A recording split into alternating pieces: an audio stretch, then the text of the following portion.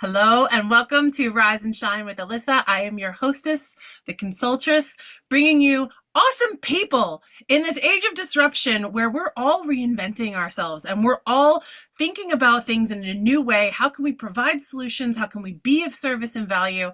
And I have to tell you, I get to meet some of the coolest people on the planet. And so I'm really excited to share Jen Carpenter with you today because we met in this hybrid arena of we're transcending time and space. Who are you really? And we got to know each other just because we got introduced in a digital format. So Jen, welcome to Rise and Shine. Thank you so much for having me here. I am super grateful to be on this journey with you. Thank you. Yeah, I mean, and we don't just journey here in this recording, right? Like we have time to hang out. We have lots Yes. of interaction throughout the weeks and days. And Yes. when I asked you to prepare for this call, I know how awesome you are. I get to see you a lot, but I want to share you with everybody else. So who is Jen Carpenter? Today, I am a more determined, persevering, driven, empowered, and aligned working single mother of two. Totally different person than I was 2 years ago. Wow. The mother of two probably hasn't changed very much, but tell me about more determined and aligned. What's that like? It feels like you have come full, like you feel like you are fully present here and now. So like paint us the picture of like Jen of days old.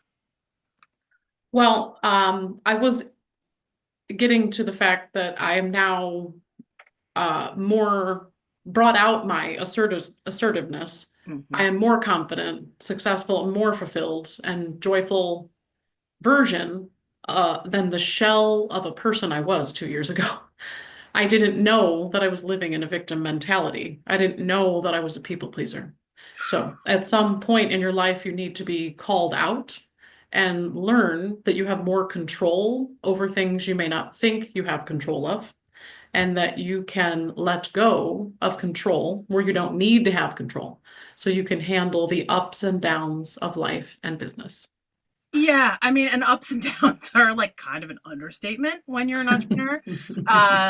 So knowing that you have more control than you think you do, I want to just tease that out a sec.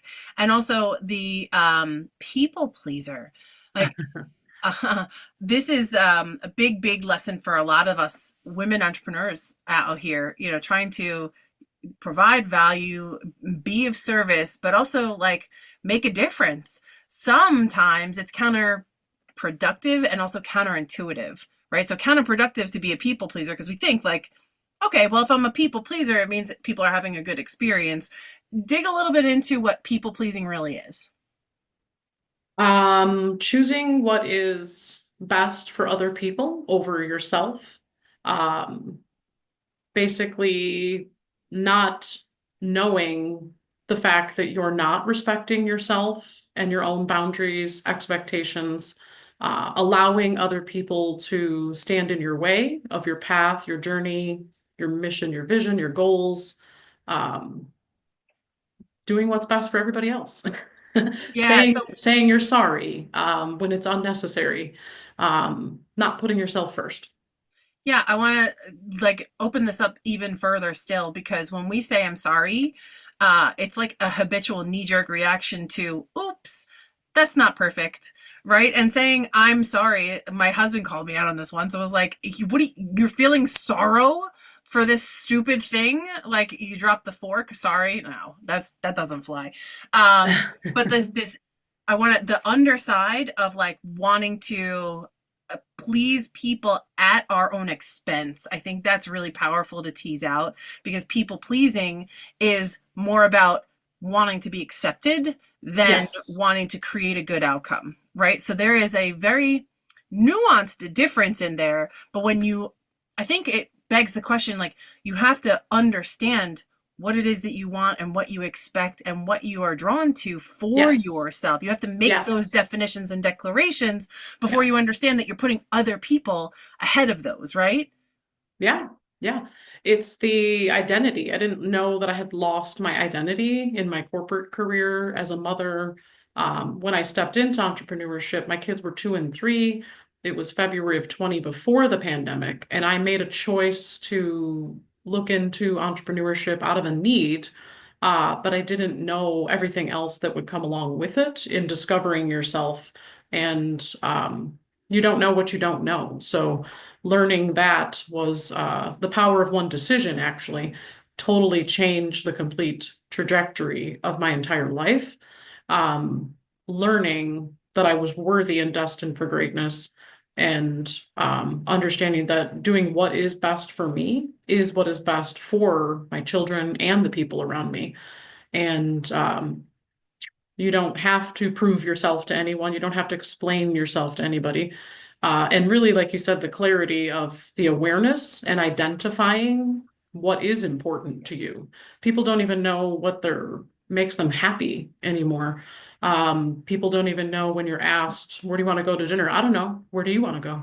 Hmm. Just like simple things like that, that you don't even know you're doing, that you don't realize that that's actually what's happening because you don't know what you don't know. Right on. So I'm going to use the you term and turn it into I, because a lot of times this language around you this, you that, and thank you so much for describing this, because I feel like you're speaking from experience. Like you're saying you to be able to connect with me, and I am like I'm bought in. I hear this because I have personally been in these shoes where Yeah. I have said I don't know when I really do know, but I'm afraid to say. And this language around you, I think it's really interesting. This is something that most of us do when we want to relate with others, when we're actually telling our own story. So I love that you just brought us all in to what you experienced by putting it squarely on our shoulders to imagine ourselves going through that very same transformation. That's really powerful stuff. Awesome. And so, you had this transformation when, I believe the world is saved by the entrepreneurs, because we just look for solutions and we are brave and look at things that don't work, right? It's scary to see when we have fallen down or where we haven't been good enough to like recognize and acknowledge that stuff.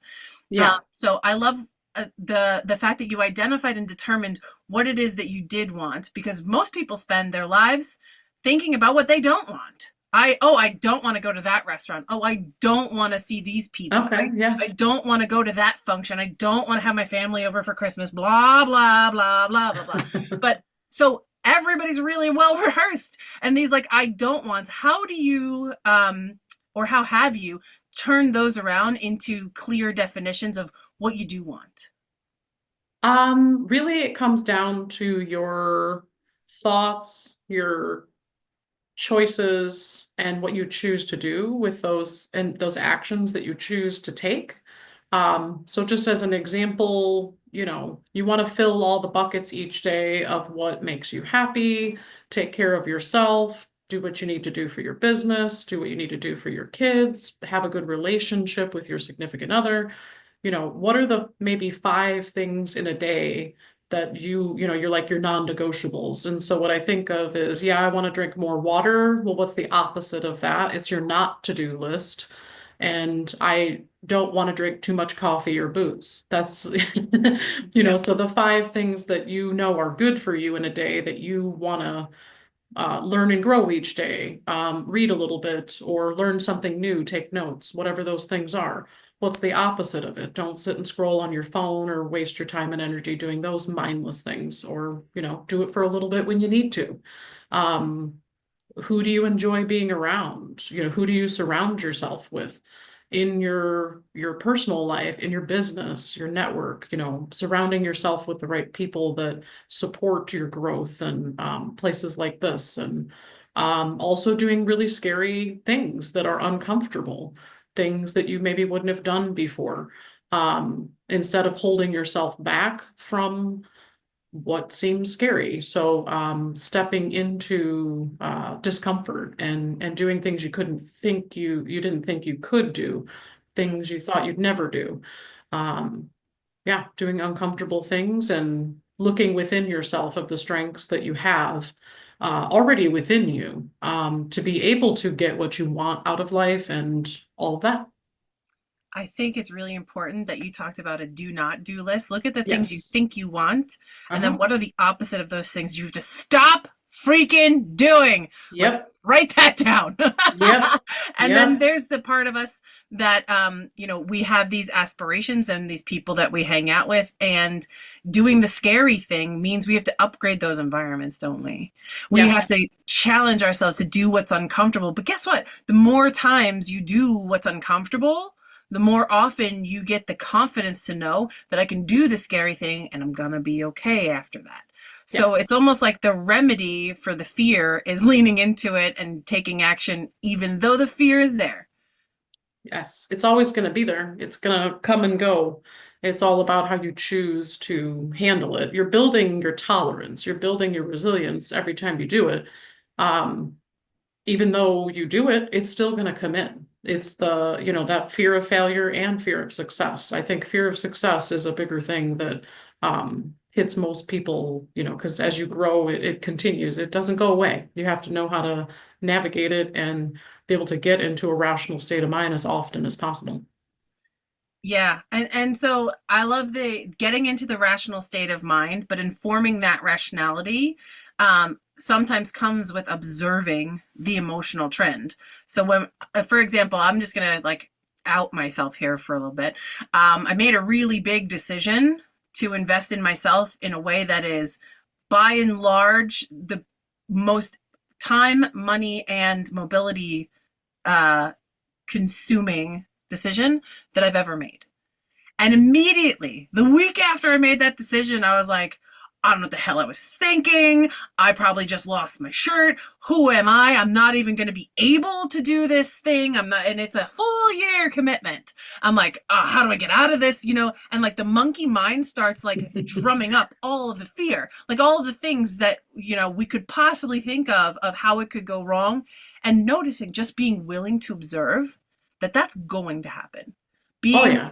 Oh yeah. well aware that it is the process. So we make a big decision or a commitment to grow in ways that we are not already grown, and then the fear, the worry, the doubt, it'll all show up. That's actually how we know that we're on track. It's the thing that tests us and goes, okay, so if we've got all these things that could possibly go wrong, let's acknowledge them, right? But that's kind of what fear's job is. It's for us to acknowledge, not to tell us to stop, but for us to acknowledge other places where it may be justified and rational that we should fear this, outcome, or maybe it's just something that's appearing as real, feeling really big, but over time, that flow will, ebb and flow away.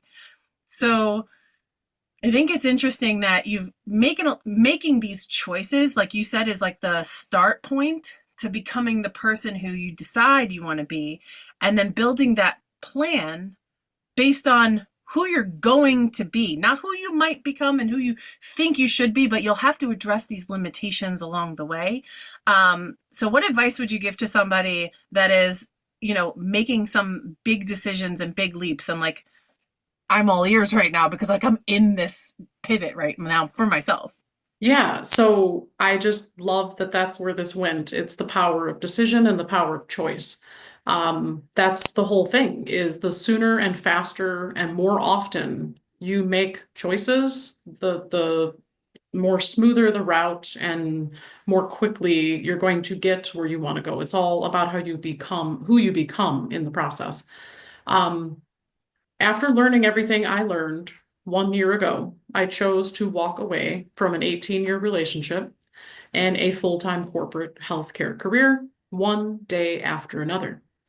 So, of course, there was fear. There was fear for quite some time, and I had to weigh my options of what I could do. Very often we think, I can't, I can't.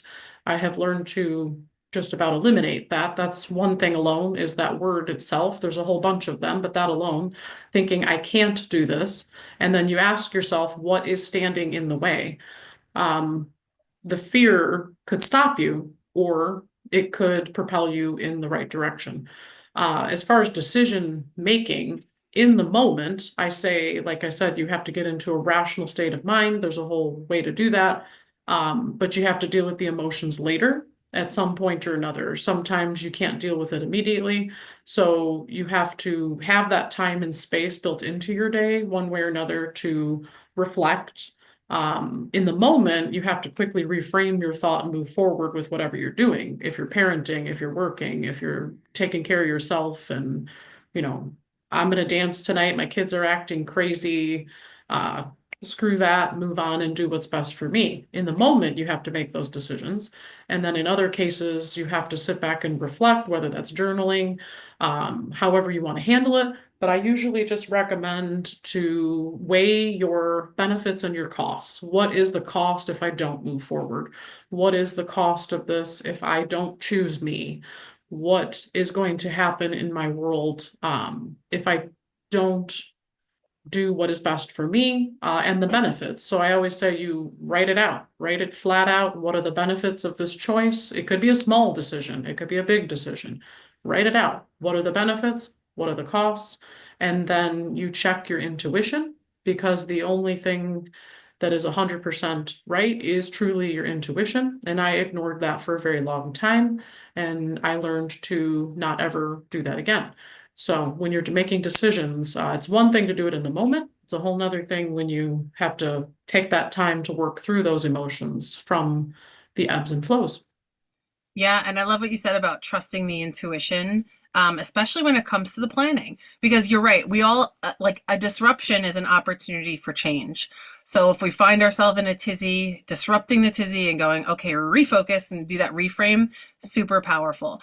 And when we find ourselves at in the reflection period, which is equally, if not more, important Yes. than the experience of the disruption Yes. or of the like, ooh, I'm gonna have to come back to that because right now I'm making grilled cheese or whatever. I don't have time to go journal right now. Uh, and being able to say, okay, well, how do I feel about this now? Once the instant is over, once the emotion washes up, washes over, the reflection time, that's where all the wisdom is contained. And so, how do we know where does intuition kind of show up? How do we know that we're listening to our intuition? It's your gut. It's a balance of logic and emotion, in which, again, I like to thank you for giving me a space to have that. I was grinding really hard for 2 years straight and doing all the things, and not exactly fulfilled and successful as I desired to be. So, um, having that balance of logic and mind built into your everyday systems, your everyday habits, practices, choices. But it is your gut. It's that little voice in the back of your mind that tells you either this is the right choice or the wrong choice. Um, Usually it's right. And you just, if it's something that keeps creeping in over and over and over and over, Hmm. you have to choose to listen to it as soon as possible. And it's a whisper, right? Like at first it starts whispering to you, and you're like, mm, okay, shh, shut up, get out of here. And then the intuition will actually speak to you louder and louder over time if you keep ignoring it. So a Yeah. lot of times this is where we find ourselves in a freak out. Um, for example, when buying real estate, my intuition was telling me I should be looking at more and more and more opportunities. But I was so busy. And I told myself, you know what? When the right opportunity comes, I'll be ready. I was lying to myself. My intuition was like, are you sure? And so as the opportunities came and went, in those moments, I was like, oh, when it comes, I'll be prepared. I lost opportunity after opportunity after opportunity because I wasn't practicing. I wasn't working Aha. out that muscle of being clear and focused about what it is that I want. I didn't make my buy box, right? But over time, after making so many mistakes and losing so many opportunities, I got with the program, was like, okay, these are the parameters. And now I can look for things in these parameters. And when they come up, I'll know yes or no easier. But my Oh, yeah. intuition had told me, you need to know what you want before I would listen to Yes. it. I had to go through the pain of missing Yes. opportunities, missing deals. Yeah. And so some of my greatest mentors have told me, you have to do this and make it a habit. So I actually made it a habit of looking at what I want and what I want it to do for me on a regular basis. And my intuition was super happy. I didn't get that knot in my stomach Yeah. coming up like, oh God. Now I'm not going to say as I go and look at more deals that I'm never going to get that knot coming up in my stomach because hey, when you're growing, you're going to get that. Oh, are you sure? But this Yeah.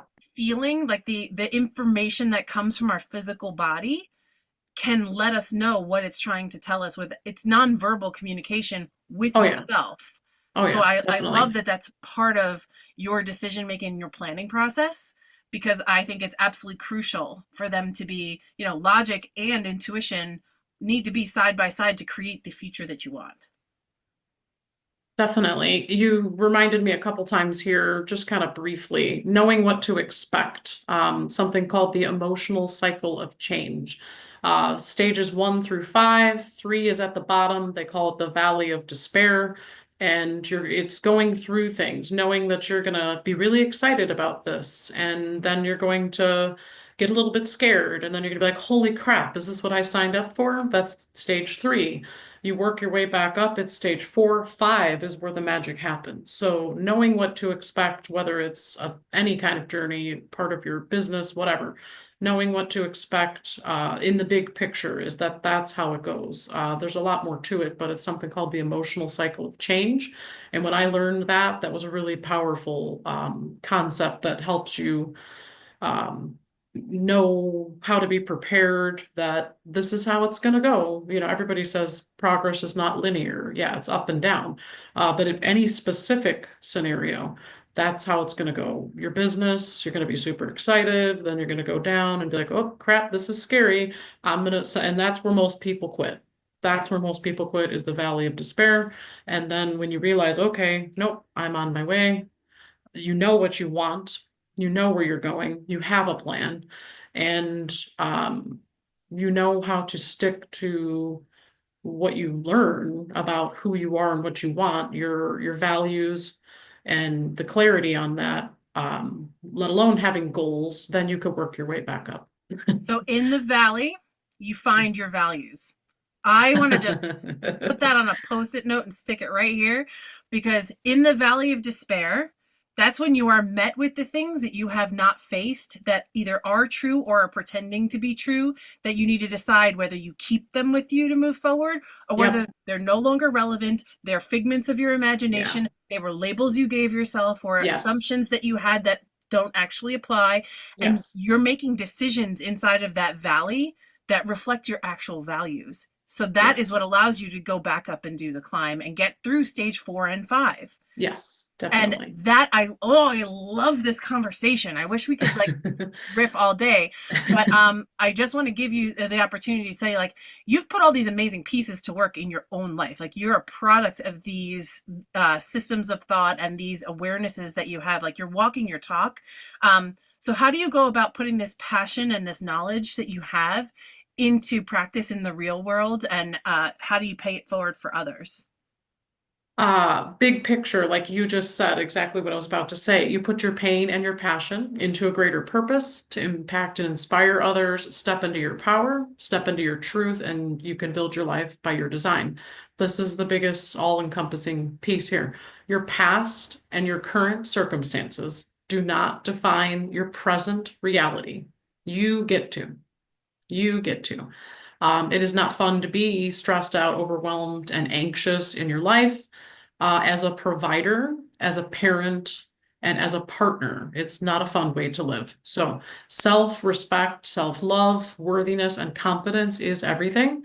And so, going back to the victim mentality, you can go from victim to victor, build the life you want, build the life you dream of when you learn and you know, which are two different things. Believing and knowing are two different things.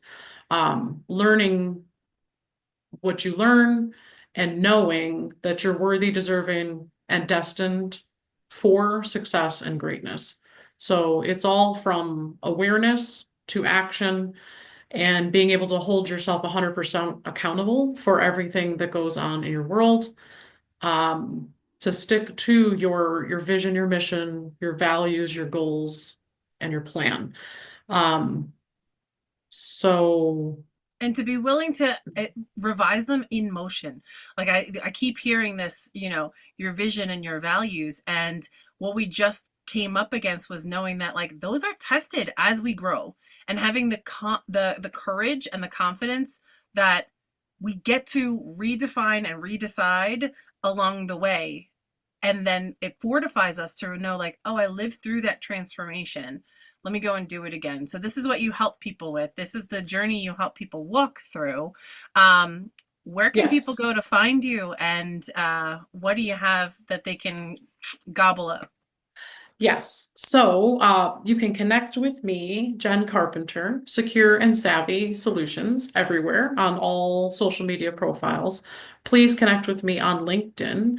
I provide to aspiring and existing business owners, um, along with the coaching is what I am most passionate about. I call it Mind Flow Mastery Coaching. I have a 3 to 6 month one-to-one coaching program. I have a weekly accountability group to keep your mind in check on a weekly basis. And the other pieces of where I started in my entrepreneurship have to do with providing business owners resources for affordable legal services and providing their employees resources for legal and identity protection as an employee benefit. My coaching is what I am most passionate about. Since I was a small child, I have always loved helping people be the best version of themselves. And there comes a time in your life when you are ready and you need to be called out.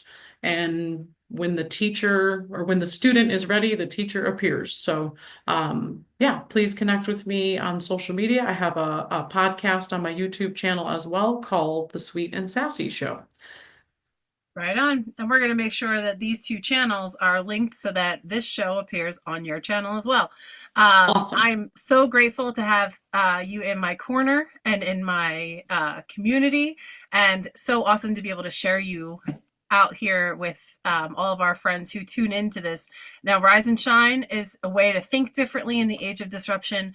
Jen and I hope you have had a wonderful time here listening and thinking about yourself as you listen to us talk about ourselves and our journeys and what we've got going on, to give you a little bit of information. So if it inspires you, you can go and take action and implement these things in your own life. So please be sure to like and subscribe. We broadcast every single Monday at 7:30 a.m. Eastern Time. A new episode airs. So make sure you click the notification button so you don't miss another one. And let us know in the comments what you loved and what you'd like to hear more of so we can tailor this content just for you. Thanks a million for joining us here today. And Jen, thank you for being here to provide your awesome self to the world here at large. Appreciate you. Thank you. Can I leave with a quick quote here? Yes, please do. This is a Jim Rohn quote. It's one of my favorites. You can have more than you've got because you can become more than you are. Amen. And with that, we are out. Peace. See you next time, friends.